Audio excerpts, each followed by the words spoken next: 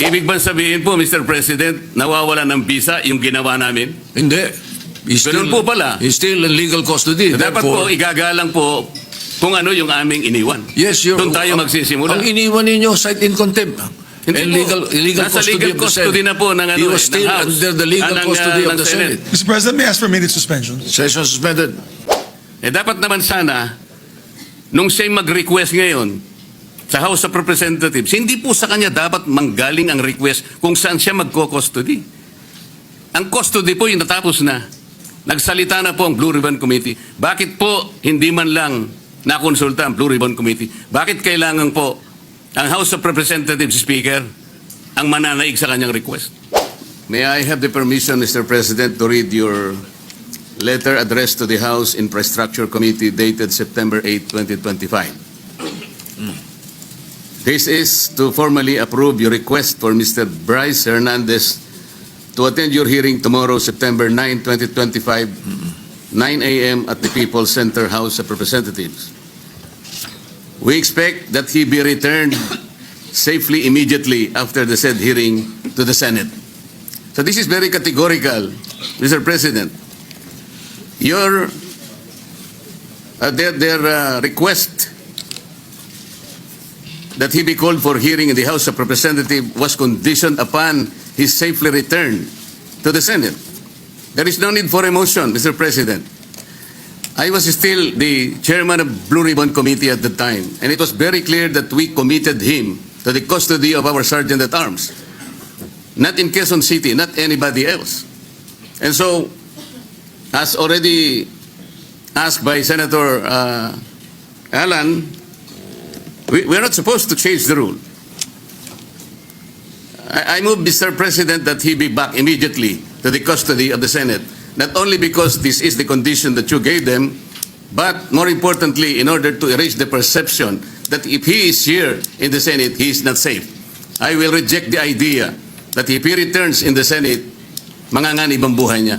It is as if that we're giving credence to his statement, which I believe is not true, Mr. President. Mr. President. Majority Leader. Yes, Mr. President, with due respect to our colleague, Senator Marcoleta, there was an intervention. Actually, he was supposed to come back to the Senate, but the Speaker of the House had intervened and asked if he can be kept in the House, which you did not agree. And you said that we will put him in the PNP Custodial Center under the custody still of OSA and the Senate. Legal custody of the Yes. Senate. So, Still. when he wrote the letter, Your Honor, wala pang intervention. So walang kasalanan dyan si Senate President. He was going to bring him in, but we are not bending any rule. But Because the Senate request- President already has said the rule. Mr. which President, allows the us- request of the Speaker of the House of Representatives is inconsequential here. Legal or otherwise, the custody must be here. They are only asking us to lend him to their committee. The legal custody is still acquired by the Senate. And then, the committee was the one who ordered him to be legally detained in the custody of the Senate. The committee was the one who did that, not the Speaker of the House of Representatives. He could request that, but we are sorry to deny that Maybe, because Mr. President, legal custody, Mr. President, yeah. legal or physical, is still with the Senate. Mr. President, I Yes. think the points raised by Senator Marcoleta are valid. I think at the time, the witness had no fear of his life, but now he has fear of his life. We will guarantee that he's safe, even if he's in the Senate. No, so we're guaranteeing his safety if he's here in the Senate. But let's also be transparent, Your Honor, because I think the question there is, kung meron bang mag-iimpluwensya pa sa kanya. That Diba? was the point of the Later on. minority leader. Correct. There might be a perception that if he is here, he might be influenced by someone. That is also Correct, Mr. President. the minority leader made mention of that. And that's why I believe the Senate President made that decision to keep him in a neutral area, which is the PNP Custodial Center. But then again, Mr. President, we're a deliberative body. If the body would wish him back here to the Senate, then we can discuss it further. Mr. President, just a quick intervention. Go ahead, Senator Lacson. I would like to echo the earlier manifestation of the majority leader. Yung letter po ng ating Senate President was valid before the intervening event occurred. So we cannot invoke the letter of the Senate President kasi wala pa yung intervening event na mayroong request from the Speaker of the House. And the Senate President, using his own wisdom, granted the request, but we have not given the legal custody of Brice Hernandez to the House. We still maintain or retain the legal custody over his person. And as I mentioned earlier, kung kailangan siya ng House, they will have to seek permission from the Senate President. Again, yes, they are not in Thank you, custody. Mr. President. Yes, Senator Mr. De La Rosa, President. yes, go ahead. Thank you, Mr. President. Mr. President, You know, Let Senator De La Rosa speak first. Go ahead. we have a very sad experience, Mr. President. Because if the reason why the Speaker requested for Brice Hernandez to be detained not in the Senate because for fear of being influenced by anybody or any member of the Senate, alam mo, Mr. President, Colonel Grijaldo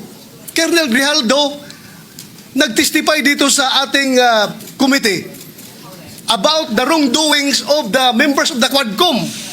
Nagsumbong siya dito, Mr. President. And after he read his statement, sabi niya sa amin, Sir, can I be protected by the Senate? Dahil alam kong pinag-initan ako ngayon ng House. So, I share the information to the committee and even to the leadership of the Senate. But the following day, or the days after, he was required to appear before the Quadcom and he was cited in contempt. Nang siya ay na-contempt, kinulong siya doon.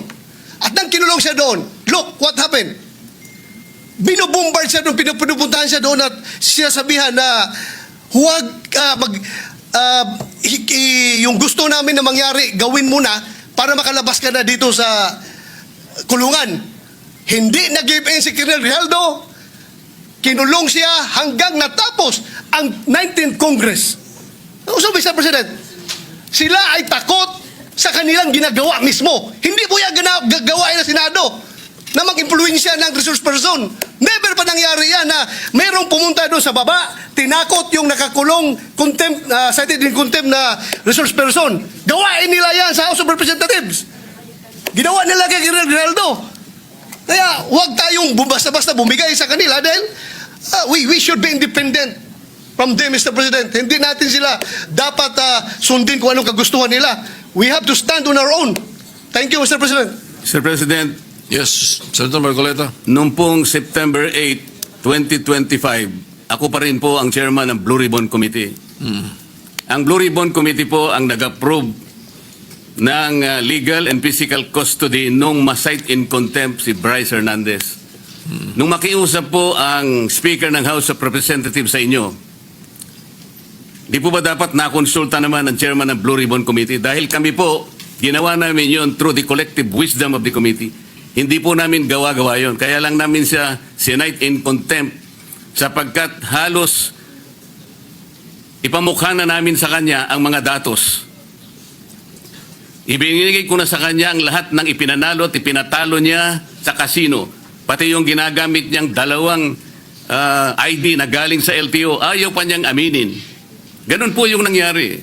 Gusto lamang namin siyang turuan ng leksyon para sa ganun kahit papano baka maisip niya na dapat sana mapahiya na siya sa sarili niya kung meron pa siyang kahihiyan. Dapat naman sana nung siya mag-request ngayon sa House of Representatives, hindi po sa kanya dapat manggaling ang request kung saan siya magko-custody. Ang custody po yung natapos na. Nagsalita na po ang Blue Ribbon Committee. Bakit po hindi man lang nakonsulta ang Blue Ribbon Committee? Bakit kailangan po ang House of Representatives Speaker ang mananaig sa kanyang request? Kalabisan na po ba ang Blue Ribbon Committee noong araw na yun, Mr. President? May I be clarified on what date that transpired? Yesterday or September 8 po. Monday? Yes, Mr. President. Majority Leader.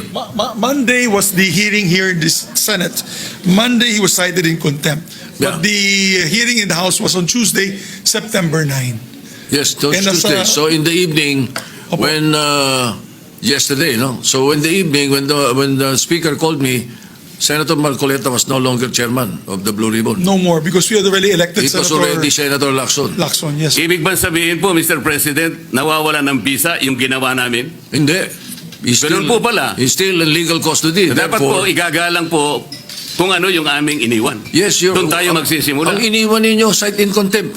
Hindi And po. illegal Nasa custody legal of the custody Senate. na po ng ano He was ng still House. under the legal Ng, custody of ng the Senate. Mr. President, may I ask for immediate suspension? Session suspended.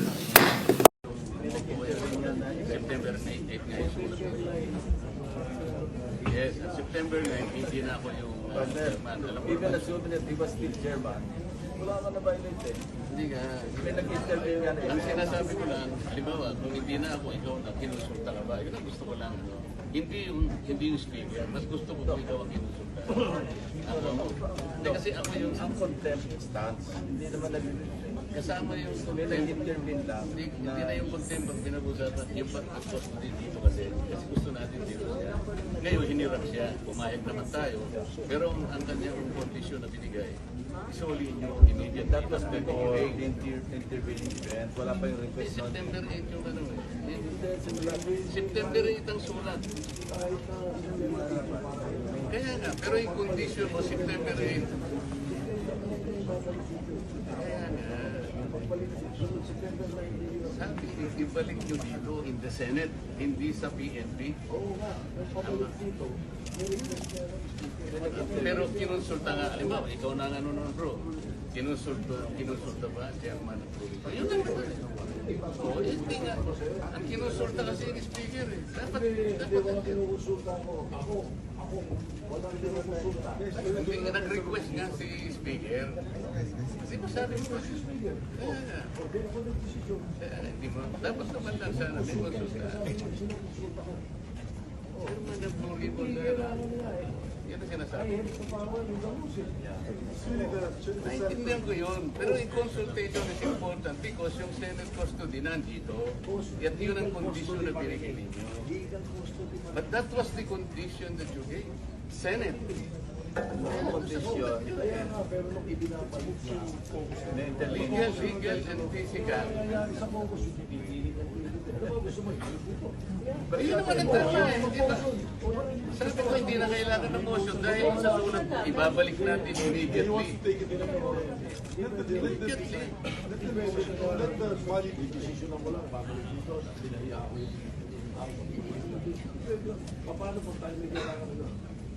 Eh, kung paano tayo mga kailangan sa kanila? As far as we are concerned, kung ano yung... Si JP Mendoza, kukunin natin eh. Si JP Mendoza, nasa motion, hiramin natin. Pero hindi natin siguro kukunin ang custody sa kanila din. Hindi natin kukunin.